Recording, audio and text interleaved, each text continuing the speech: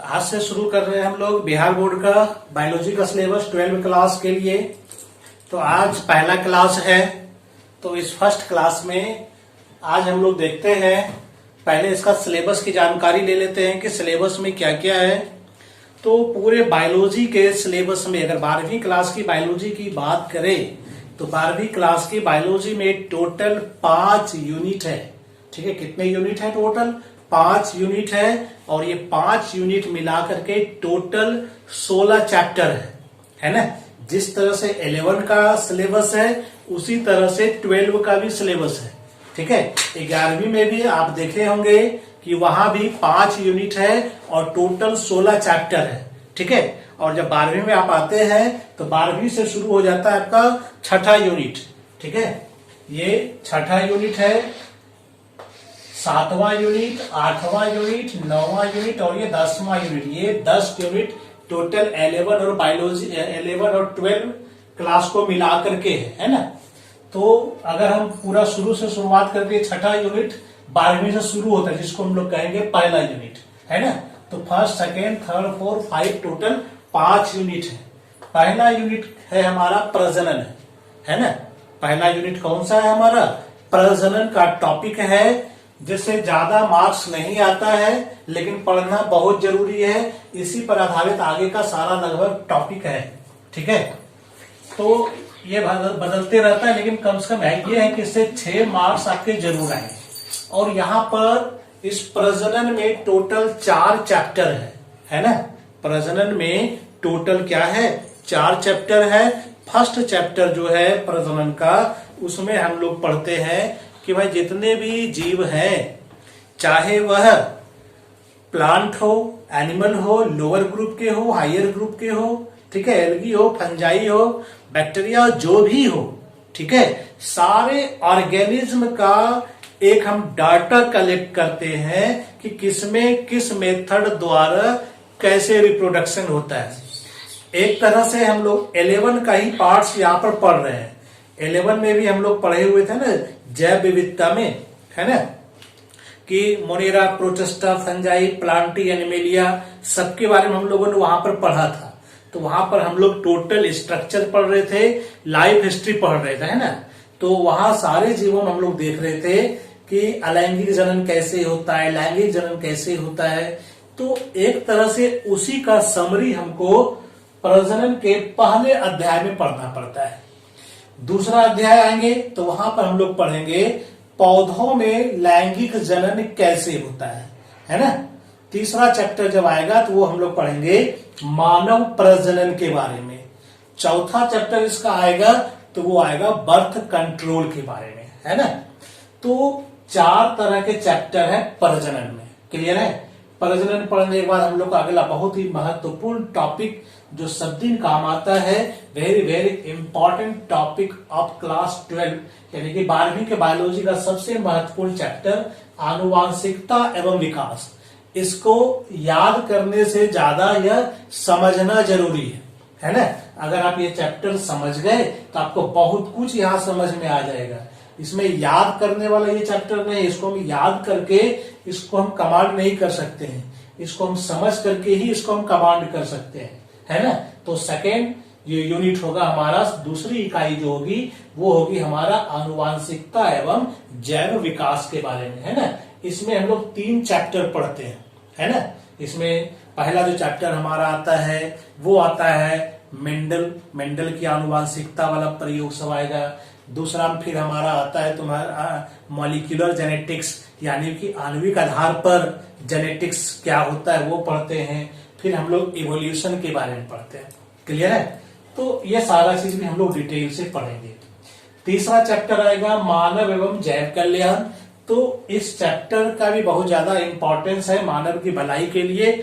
लगभग सबको ये चैप्टर के बारे में ऐसे भी जानना चाहिए। इसमें भी लगभग हम लोग 3 अध्याय के बारे में पढ़ेंगे। ठीक है, हम लोग इसमें देखेंगे कैसे हम लोग भोजन उत्पादन को बढ़ाते हैं, क्योंकि जिस तरह से आबादी बढ़ती जा रही है ना, सबके लिए भोजन की समस्या हो सकती है। उसी हिसाब से हमको भोजन के नए नए सोर्स का इस्तेमाल करना पड़ेगा, है ना। तो कैसे ऐसा कर सकते हैं, तो वो सारा चीज यहाँ पर हम लोग तीसरे चैप्टर में पढ़ते हैं, है ना। तीसरी इकाई में पढ़ते हैं। इसमें भी हम लोग 3 चैप्टर पढ़ेंगे, है ना। फिर एक और इम्पोर्टेंट टॉपिक जैव प्रौद्योगिकी एवं अनुप्रयोग, ठीक है। ये बायोटेक्नोलॉजी का चैप्टर है जो कि आनुवांशिकता से काफी कुछ जुटा हुआ है। फ्यूचर में इसका बहुत ज्यादा यूज है। इसका अलग से ग्रेजुएशन लेवल पर फिर से अलग से कोर्स भी होता है, तो इसमें काफी फ्यूचर भी है। तो यहाँ पर हम लोग पढ़ेंगे बायोटेक्नोलॉजी के बारे में डिटेल से कि वह क्या है, कैसे इसका प्रोसेस चलता है, क्या क्या इसका उपयोग है, ये सब हम लोग पढ़ते हैं जैव प्रौद्योगिकी में। और सबसे लास्ट यूनिट जो है हमारा वो पारिस्थितिकी तंत्र एवं पर्यावरण से रिलेटेड है ना, कि हम कैसे पर्यावरण को शुद्ध वगैरह रख सकते हैं। यहाँ पर जो जीव जंतु है, पेड़ पौधे हैं, ठीक है, जल है, सूर्य है, सबका आपस में कैसे कॉम्बिनेशन है, कैसे सब एक दूसरे पर निर्भर रहते हैं, ये सारा हम लोग यहाँ पर रिलेशनशिप पढ़ते हैं, है ना। तो इस तरह से टोटल 5 इकाई है। इस 5 इकाई में टोटल 16 चैप्टर है ना। 6 चैप्टर यहाँ हो गया, 3 यहाँ हो गया, 3 यहाँ हो गया, 2 यहाँ हो गया और ये 4 ये हो गया, यानी कि टोटल 16 चैप्टर पढ़ना पड़ता है हमको, ठीक है। भाषा का कोई ज्यादा दिक्कत नहीं है, आप हिंदी में पढ़िए या फिर अंग्रेजी में पढ़िए, कोई प्रॉब्लम नहीं है, सब एक ही जैसा है। जानकारी आपको रखनी पड़ेगी, चाहे जैसे आप समझ में आता हो। किताब के लिए आप एनसीईआरटी को फॉलो कर सकते हैं। कम से कम बिहार बोर्ड वाले जो है, हिंदी मीडियम के बच्चे हैं, वो कम से कम एनसीईआरटी को अच्छी तरह से पढ़ ले, तो बहुत ज्यादा आपका कल्याण हो जाएगा। तो फोकस करें एनसीईआरटी के बुक पर। चलिए आगे बढ़ते हैं हम लोग।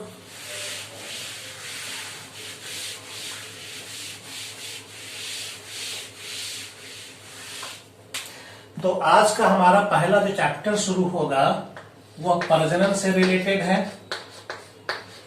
ना। ये पहली इकाई है, फर्स्ट यूनिट है ये। इस यूनिट में टोटल 4 चैप्टर है ना। कितने चैप्टर है? 4 चैप्टर है इसमें। पहला जो चैप्टर है वो है जीवों में प्रजनन, ये हम लोग पढ़ेंगे, ठीक है। दूसरा पढ़ेंगे हम लोग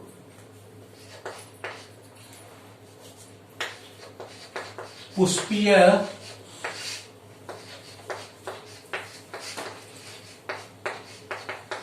पौधों में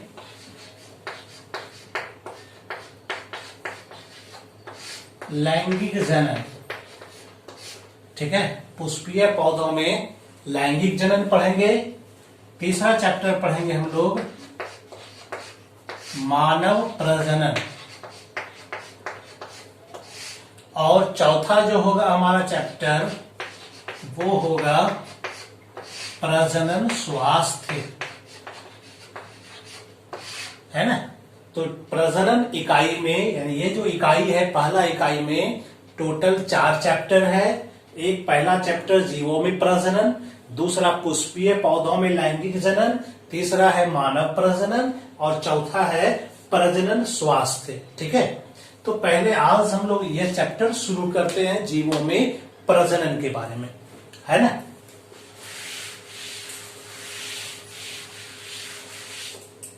तो क्या होता है प्रजनन, क्या है? तो प्रजनन एक ऐसी प्रक्रिया है, ठीक है। प्रजनन एक ऐसी जैविक प्रक्रिया है, ठीक है, जिसके द्वारा क्या होता है,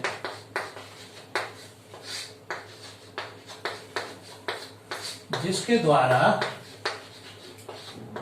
कोई जीव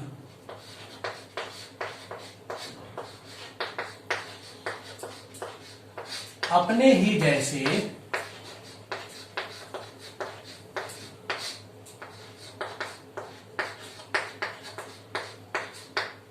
संतानों को उत्पन्न करते हैं,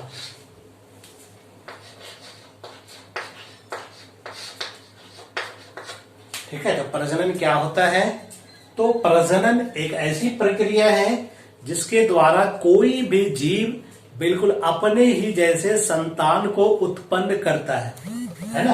यह सभी सजीवों का प्रमुख लक्षण है। जितने भी जीव है सब में यह प्रक्रिया जरूर होती है। अगर यह प्रक्रिया नहीं होगी तो शायद वह सजीव नहीं होगा। ठीक है। हाँ, कुछ जीव है ऐसा है अपवाद स्वरूप जिसमें कि प्रजनन नहीं भी हो सकता है ना। अपवाद भी है इसका कि भाई वो प्रजनन नहीं करता है। ठीक है, तो भाई नहीं करता तो उसका आबादी कैसे बढ़ जाता है। तो जैसे देखिए म्यूल, जिसको हम लोग हिंदी में कहते हैं खच्चर, एक जीव है। ठीक है, इसमें क्या होता है, यह जो जीव है यह संतान को उत्पन्न नहीं करता है। यह स्टेराइल एनिमल है ना। ये क्या है, यह स्टेराइल एनिमल होता है। तो क्यों ये स्टेराइल एनिमल है, एक्चुअल में इस म्यूल का जो प्रोडक्शन हुआ है दो जीव से हुआ है, हॉर्स एंड डंकी, है ना। एक मेल रहता है और एक फीमेल रहता है। यह दोनों के मिलने से एक नई प्रजाति उत्पन्न होती है ना। क्योंकि यह दोनों अलग अलग जाति का है तो विज्ञान में यह नियम है कि जब दो अलग अलग प्रजाति के जीव आपस में प्रजनन करते हैं तो प्रायः उससे संतान उत्पन्न नहीं होता। अगर होता भी है तो वह क्या होता है, स्टेराइल होता है वो, यानी कि संतान उत्पन्न करने के लायक नहीं होता है। तो यह चूंकि लगभग क्लोजली रिलेटेड स्पेसीज है तो प्रजनन तो हो गया, संतान भी उत्पन्न हो गया, लेकिन एक कमी इसमें रह जाती है क्या, कि यह स्टेराइल हो जाता है, यानी कि इसका कोई संतान उत्पन्न नहीं हो सकता है। ठीक है, क्लियर है यहां तक। तो ऐसे जीवों में प्रजनन नहीं होता है। तो एक्सेप्शन है, अपवाद तो है ही, बायोलॉजी में अपवाद भरा हुआ है। तो ये हुआ हमारा प्रजनन। ठीक है, क्या प्रजनन से कोई लाभ भी है, तो ऑफ कोर्स प्रजनन से कई लाभ हैं, है ना। क्या क्या लाभ हो सकता है, तो प्रजनन से यह लाभ हो सकता है कि इससे क्या होता है, किसी भी जीव की जाति, यानी कोई जाति का, एक जाति का जीव है ना,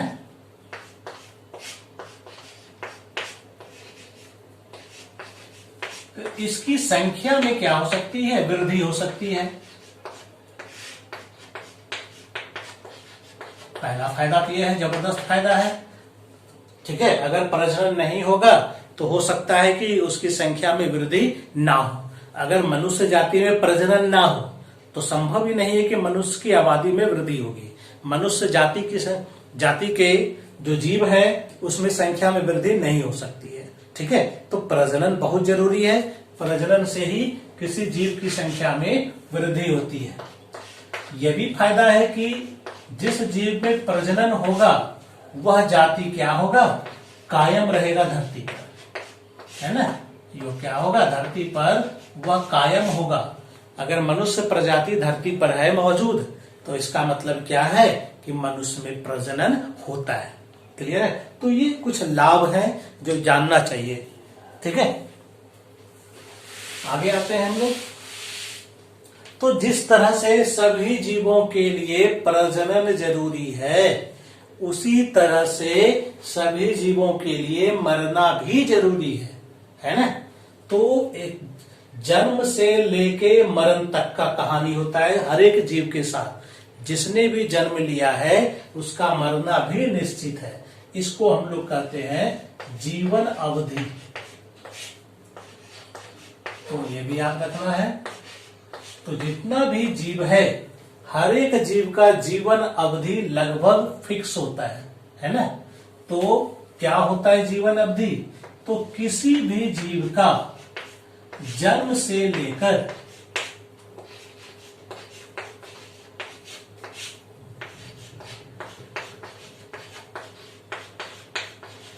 प्राकृतिक मृत्यु, जन्म से लेकर प्राकृतिक मृत्यु तक के समय को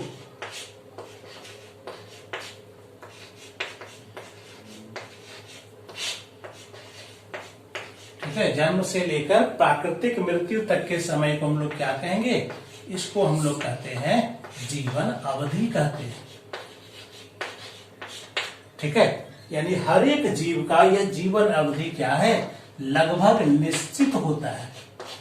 हर एक जीव का जो जीवन अवधि है ये क्या होता है, निश्चित है।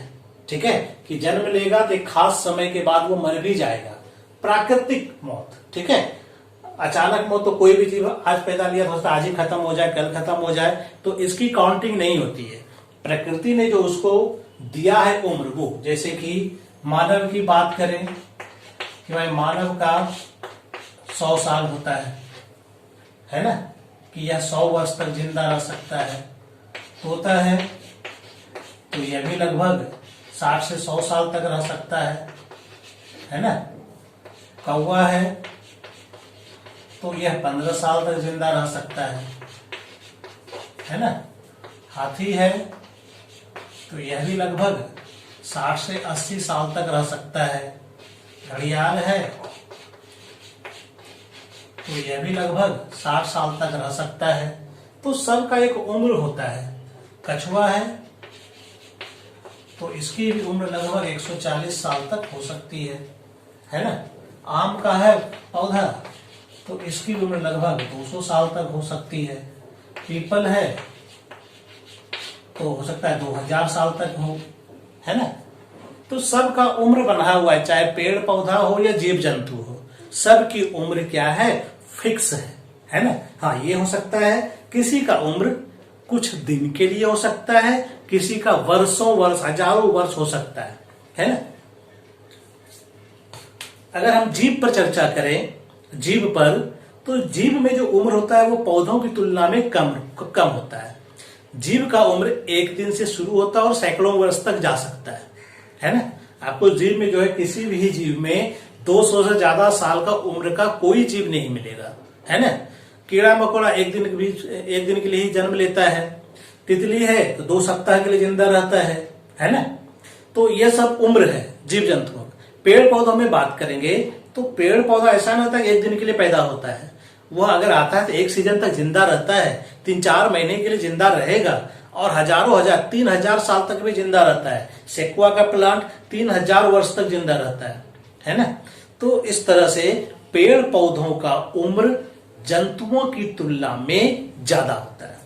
एकदम ये पॉइंट याद रखना है कि पेड़ पौधों का जो जीवन काल होता है, जो जीवन अवधि होती है, वो जंतुओं की तुलना में क्या होता है, अधिक होता है। जीवन अवधि किसी के साइज पर भी निर्भर नहीं करता है। ठीक है, अगर हम यही देख ले, आम और पीपल का ही देख ले, तो आम का 200 साल हो सकता है, पीपल का 2000 साल भी हो सकता है। साइज तो लगभग एक ही है, लेकिन उम्र में क्या है, अंतर आ गया है। तो साइज पर डिपेंड नहीं करता है। कौवे की उम्र 15 साल हो सकती है तो तोता का 100 साल हो सकता है। साइज तो सेम है, लेकिन उम्र में क्या है, अंतर है। यानी कि ये जो साइज का बात है, तो साइज पर किसी का उम्र डिपेंड नहीं करता है। क्लियर है। तो जीवन अवधि का मतलब क्या हो गया, एक तरह से कि हर एक जीव का जो है जीवन अवधि यानी लाइफ स्पान फिक्स होता है। जन्म से लेकर के प्राकृतिक मृत्यु तक का जो भी समय आता है उसी को हम लोग कहते हैं जीवन अवधि। ठीक है, और सबका जीवन अवधि एवरेज फिक्स है लगभग, कि उतने साल के लिए यह जिंदा रहता है। जीवन अवधि को हम कुछ भागों में बांट सकते हैं। जैसे पहला स्टेज इसका आ सकता है जुवेनाइल फेज, है ना। कौन सा फेज, जुवेनाइल फेज। ठीक है, जुवेनाइल फेज का मतलब क्या हो गया, एक तरह से किशोर अवस्था, यानी यह वह अवस्था है जिसमें कि जीव प्रजनन के लिए परिपक्वता प्राप्त करता है। ठीक है, यानी कि जुवेनाइल फेज में परिपक्व नहीं रहता है, यह प्रजनन के लायक अभी तैयार नहीं होता, लेकिन ठीक उसके पहले का स्टेज है ना। जब भी कोई जीव जन्म लेता है, ऐसा नहीं कि जन्म लेते के साथ वह प्रजनन शुरू कर देता है, ऐसा नहीं होता है। पहले वह कुछ बढ़ेगा, उसके बाद ही वह प्रजनन करेगा। पेड़ पौधों के साथ भी हम देखते हैं, कोई पौधा है, ठीक है, ऐसा नहीं कि पैदा लिया और उसमें फूल फल तुरंत तैयार हो गया, ऐसा नहीं होता है। पहले वो कुछ बढ़ता है, वो जो बढ़ा, जो मैच्योरिटी हुआ, उसको हम लोग कहते हैं जुवेनाइल फेज। पेड़ पौधों में इसी को हम लोग कहते हैं वेजिटेटिव फेज। ठीक है, तो जुवेनाइल फेज पहले आएगा, इसके बाद तब आएगा दूसरा स्टेज इसका जो आएगा वो आएगा इसका मैच्योरिटी फेज। मैच्योरिटी फेज का मतलब क्या हो गया, रिप्रोडक्टिव फेज। कौन सा फेज, यानी कि इसमें क्या होता है, इसमें प्रजनन के लायक हो जाता है। ठीक है, इसका शरीर क्या होता है, प्रजनन के अब लायक हो जाता है। अभी तक क्या है कि जुवेनाइल में प्रजनन के लिए परिपक्व होना चाह रहा है, यहां पर वो परिपक्वता प्राप्त करने की कोशिश में लगा हुआ है। जब तक कोशिश हो रही है तब तक का पीरियड जुवेनाइल फेज, परिपक्वता जैसे ही प्राप्त कर लेगा तो वहां से शुरू हो जाएगा इसका मैच्योरिंग फेज। मैच्योरिटी फेज यानी रिप्रोडक्टिव फेज या प्रजनन की अवस्था। क्लियर है, जब प्रजनन करने लगता है तो एक समय ऐसा आता है कि उसका प्रजनन करने की शक्ति उसकी खत्म हो जाती है धीरे धीरे, है ना। उस स्टेज को हम लोग कहेंगे सेनेसेंस स्टेज या फिर एजिंग स्टेज, यानी कि वृद्धावस्था की ओर चला जाता है ना। यहां पर क्या होता है, ये प्रजनन के लायक नहीं रहता, इसकी प्रजनन कैपेसिटी खत्म होने लगती है, शरीर का अंग धीरे धीरे काम करना बंद कर देता है ना। यानी कि वह अंतिम अवस्था की ओर बढ़ रहा है, जिसको हम लोग कहते हैं डेथ, यानी कि मृत्यु, है ना। तो लास्ट में जाकर के वो समाप्त हो जाता है। तो ये जीवन अवधि के कुछ स्टेजेज हैं। ठीक है, पहला स्टेज में क्या होता है, जुवेनाइल फेज, यानी कि जन्म से लेकर के जब तक वह प्रजनन करने की शक्ति प्राप्त नहीं कर लेता है तब तक का अवस्था जुवेनाइल फेज कहलाएगा। दूसरा स्टेज आएगा मैच्योरिटी फेज। मैच्योरिटी फेज का मतलब क्या हो गया, जब जीव प्रजनन करने के लायक हो जाता है तो इसको हम लोग कहते हैं मैच्योरिटी फेज। प्रजनन करने के बाद जब मैच्योरिटी प्राप्त कर लेता है तो प्रजनन करता है, संतानों को उत्पन्न करता है। उसके बाद क्या होता है, उम्र के साथ साथ उसका शरीर काम करना बंद कर देता है, धीरे धीरे जो उसके अंग होते हैं वह नष्ट होने लगते हैं, है ना, यानी कि बुढ़ापे की ओर अग्रसर होने लगते हैं। इसको हम लोग कहेंगे सेनेसेंस या फिर एजिंग स्टेज कहेंगे, है ना, जीर्णावस्था की ओर। और उसके बाद अंततः क्या होगा, डेथ स्टेज आ जाएगा, है ना। डेथ स्टेज का मतलब इसकी कहानी खत्म हो गई। तो ये यहां से लेकर के यहां तक का जो समय होता है इसी को हम लोग कहते हैं जीवन अवधि। क्लियर है, तो यहां तक का ये काम खत्म हो गया। अगले दिन हम लोग चलेंगे प्रजनन और उसके प्रकार पर। ठीक है, चलो सबको यह लिंक शेयर कर देना है ताकि सब लोग देख सके, और चैनल को सब्सक्राइब कर देना है, तब जो जैसे ही वीडियो लोड होगा वैसे ही पता चल जाएगा सबको। ठीक है, थैंक यू।